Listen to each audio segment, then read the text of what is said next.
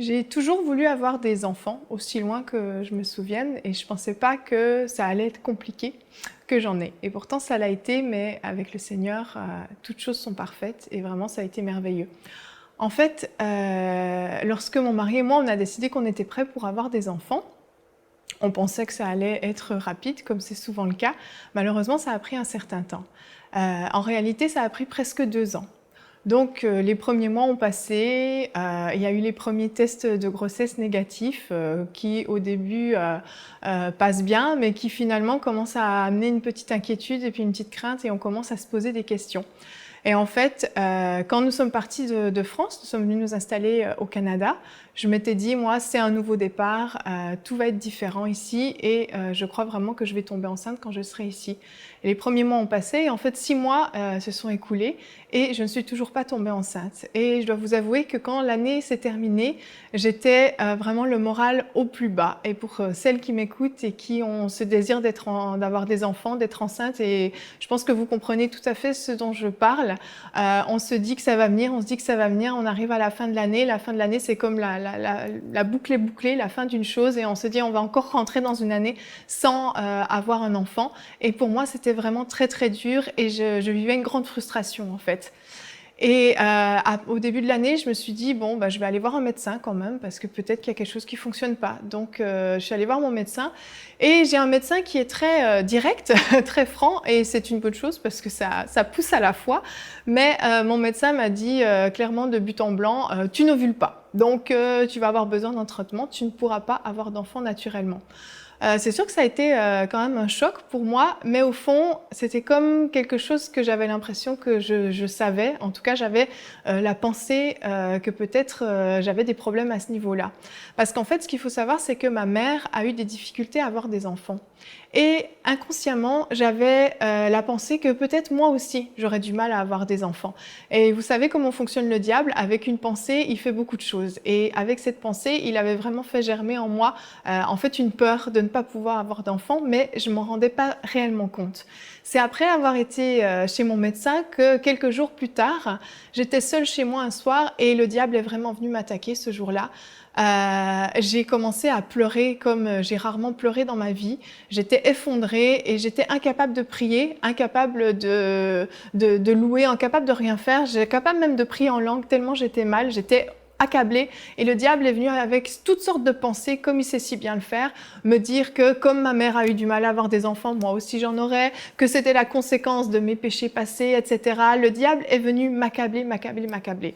Et au bout d'un moment, je me suis ressaisie, j'ai relevé la tête et j'ai commencé juste à louer, j'ai chanté le chant « Car Dieu est un Dieu puissant ».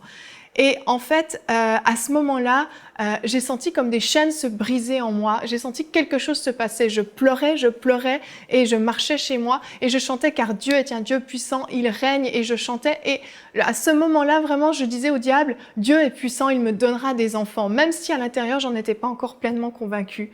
Et quelques temps plus tard, j'étais à l'église, 2 jours plus tard très exactement, et on a été poussés à la foi.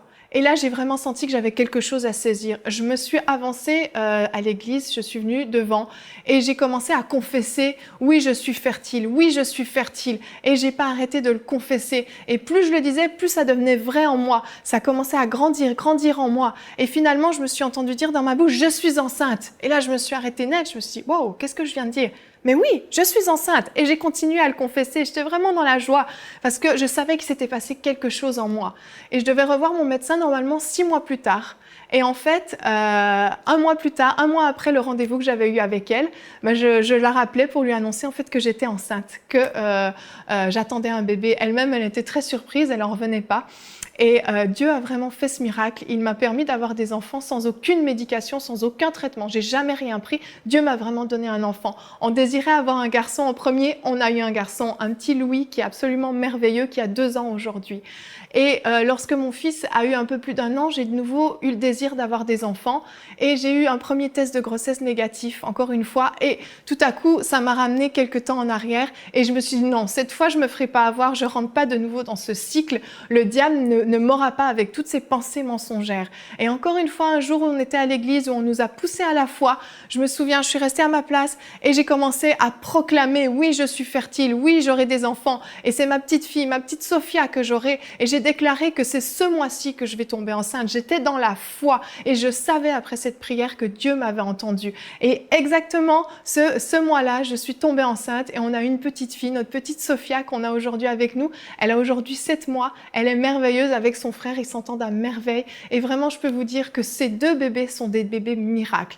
Quand je suis allée voir mon médecin pour ma 2e grossesse, je lui ai dit, voilà, je suis de nouveau enceinte. Elle a pris ses mains dans sa tête et elle a dit, mais j'en reviens pas. Comment c'est possible? Je comprends toujours pas comment ça se fait que tu ovules. C'est pas possible. Avec un cycle comme le tien, on n'ovule pas. Elle était catégorique. Je lui ai dit, donc vous m'affirmez que j'aurais dû prendre des médicaments pour tomber enceinte? Oui, c'est sûr, vous auriez dû prendre des médicaments. Mais Dieu l'a fait. Dieu est le meilleur des médicaments. Quand on invoque le nom de Jésus, on n'est jamais déçu. Et je vous assure, si vous êtes dans une situation comme ça, mesdames, que vous attendez terriblement d'être tombée enceinte, qu'on vous a donné un diagnostic où on vous a dit que non, ça ne marchera pas, vous ne pourrez pas, je vous invite vraiment à mettre toute votre espérance en Dieu. Dieu est fidèle, il entend les prières. Priez avec foi, mettez toute votre foi en lui. Cherchez si vous avez peut-être accepté des pensées dans le passé, des pensées du diable. Éliminez ces pensées, refusez ces pensées. Dieu est bon et il est fidèle et il vous donnera l'enfant que vous désirez tant. Croyez-le. Et je voudrais encore prier pour vous. Seigneur, je te demande, au nom de Jésus, d'exaucer la prière de ces femmes, de ces hommes qui désirent avoir des enfants. Je prends maintenant autorité au nom de Jésus contre tout esprit d'infertilité.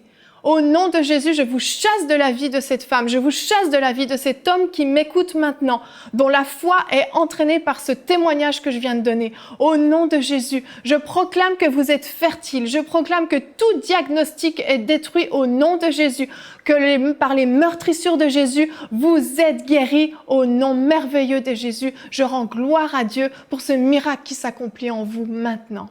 Amen. Dans les Saintes Écritures, Dieu déclare que le Messie viendrait pour être le sauveur du monde. La vie de Jésus prouve qu'il est bien celui dont les prophètes avaient parlé. Ésaïe a prophétisé que la Vierge deviendrait enceinte et qu'elle enfanterait un fils. Des siècles plus tard, la naissance de Jésus accomplissait cette prophétie.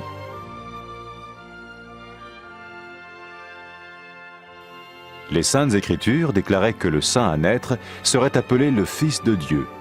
Cela signifiait que Jésus serait le Fils de Dieu au sens spirituel et non au sens physique. Nous le voyons par sa manière de vivre. Il a guéri des malades, il a pardonné leurs péchés, les a ramenés à Dieu et leur a promis une place dans le royaume éternel de Dieu. Il s'est offert lui-même en sacrifice pour le péché à leur place. Puis il est revenu à la vie, victorieux sur la mort selon le plan de Dieu. Jésus a dit « Personne ne me prend la vie, mais je la donne de ma propre volonté. » La vie de Jésus n'a pas seulement accompli les écrits des prophètes, mais elle a aussi confirmé la vérité de la sainte parole de Dieu. Les prophètes avaient écrit « Ta parole, ô mon Dieu, est parfaite, elle dure à toujours. » Jésus lui-même a dit « Le ciel et la terre disparaîtront, tandis que mes paroles ne disparaîtront jamais. » Jésus est venu pour nous donner la vie dans toute sa plénitude. Et quand l'homme a désobéi à Dieu dans le jardin d'Éden, il a choisi sa propre voie et ses actions l'ont séparé du Créateur.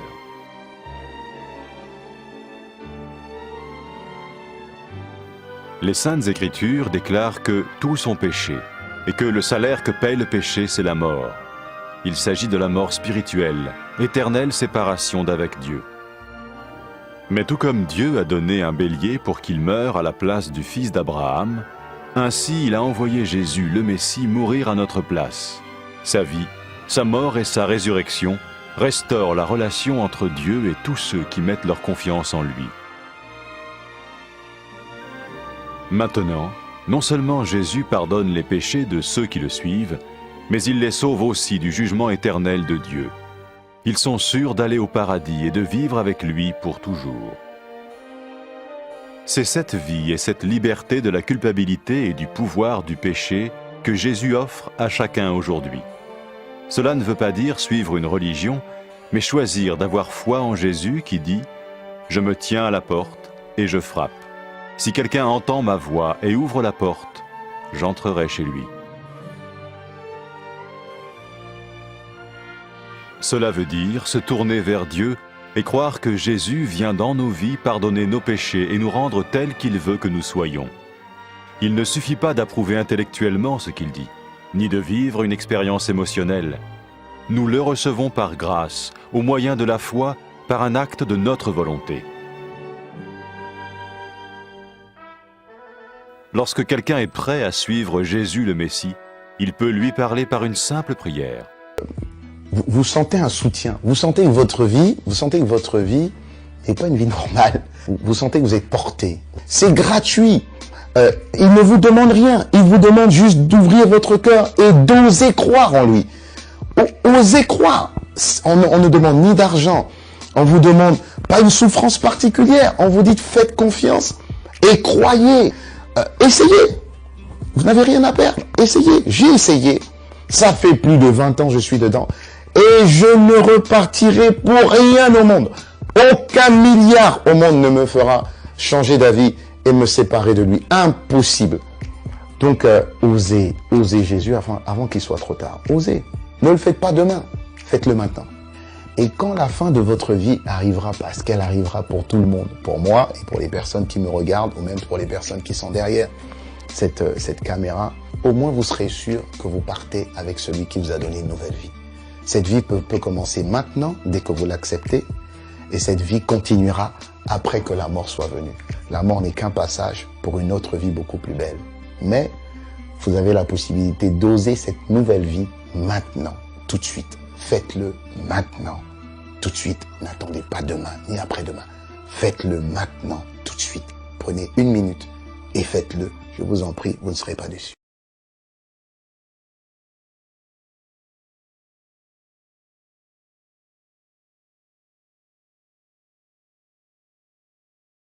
Après avoir écouté ce message, si vous avez décidé de donner votre vie au Seigneur Jésus-Christ, faites cette prière avec l'homme de Dieu.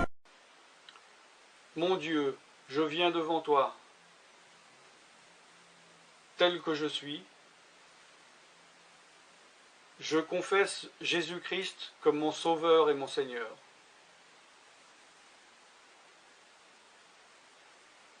Je crois qu'il est mort sur la croix pour mes péchés, qu'il a porté ma condamnation. Il a porté mes péchés et mes maladies. Que Jésus-Christ est le Roi des rois et le Seigneur des seigneurs. Qu'il est le Fils de Dieu. Qu'il est maintenant ressuscité et assis à la droite du Père. Et il prie maintenant pour moi. Je me suis détourné de mes péchés et je veux obéir à ta parole.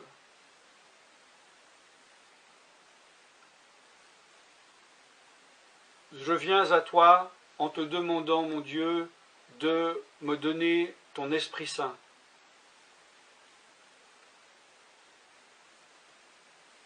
Remplis-moi de ton esprit,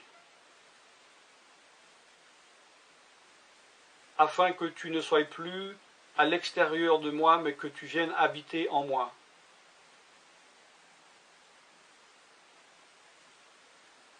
Et que je devienne ton temple. Esprit de Dieu, viens habiter en moi. Purifie-moi, lave-moi, sanctifie-moi, rends-moi pur, transforme-moi à l'image de Dieu. Je te remercie car je crois que tu m'as donné ton esprit, car tu ne mens pas. Et tu as dit dans ta parole